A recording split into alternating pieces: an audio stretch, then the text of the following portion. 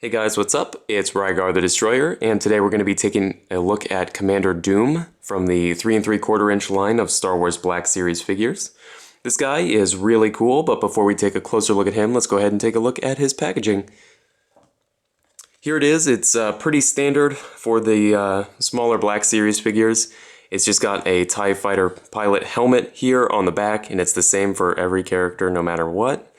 And then on the back here, it's got a brief description of the character. If you'd like to read that, you can go ahead and just pause the video. And then here it's got a nice picture of the character done in black and white, or grayscale here on the back. So like I said, pretty standard packaging, so let's go ahead and get back to the figure itself.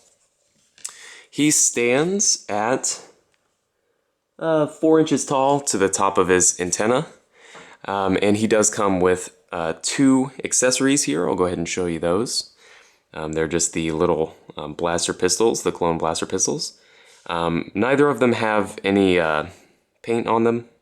They're just black molded plastic, but the detail on them is nice, and honestly they're so small that I don't think it matters that much. And of course you can put them into the holsters on the side of his little belt here. So that's nice for storage and everything. As far as articulation on this figure, it's pretty good. There are some limits, but overall it's well done.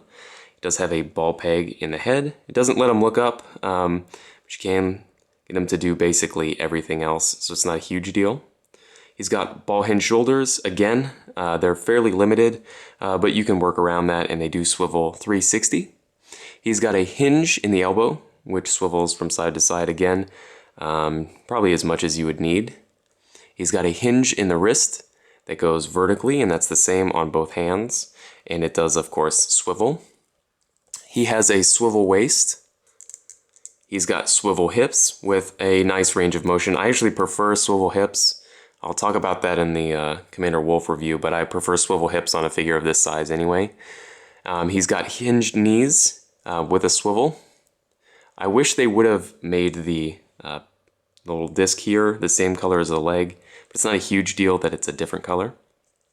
And then he's got hinged ankles, and even though this back piece is kind of covered up, the plastic is soft enough that it does move out of the way, and it really does hide that joint very well. So I like that design there. And it's just a basic hinge there, and of course it swivels. So overall, I really like this figure. Because I like the clones a lot. They're my favorite, I guess, type of character from Star Wars. But I do want to talk about the original price of this figure. It was something like $13 or $14 or even $15 some places, and that's completely absurd. Honestly, you could pay like $5 more and get a 6-inch Black Series figure. So don't pay that like a high price for this guy. He's good, but he's not that good in my opinion. You know, if he's your favorite character or something, maybe it'd be worth it, but as far as just like a basic clone trooper, I don't think he's worth $15, just like I don't think any 3 3/4 inch figure is worth $15. So just keep that in mind while you're thinking about buying this figure. But anyways, if you have any comments or questions, please leave them down in the comment section below, and I guess I'll see you later.